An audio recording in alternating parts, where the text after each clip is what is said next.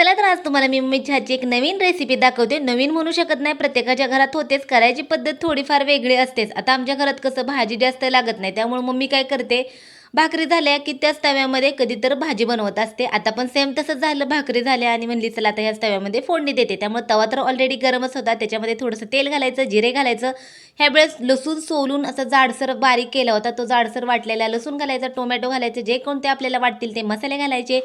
थोडीशी हळद घालायची. आता ह्याच्या अगोदर पाव किलो दोडका आणला होता. पाव किलो दोडक्यामधला निम्मा दोडका मम्मीने भरून केला होता आणि एकच दोडका शिल्लक राहिला होता. त्याची साल काढली, बारीक कट केला. त्याच्यासोबत थोडीशी मटकीची डाळ घातली होती भिजायला आणि ते सगळं व्यवस्थित तेलामध्ये परतून घ्यायचं. मीठ घालायचं, चटणी घालायची, शेंगदाण्याचं कूट घालायचं, थोडंसं पाणी घालून, कोथिंबीर घालून कमी गॅसवर शिजवून घ्यायचं. एकदम भारी असा दोडक्याचा रस्सा तयार होतो आणि लोखंडाच्या तव्यामध्ये केल्यामुळे तर अजूनच छान टेस्ट लागते. तुम्ही जर अशा पद्धतीने करत नसाल ना, तर एकदा करा. खरंच खूप भारी होतो आणि चला तर बाय.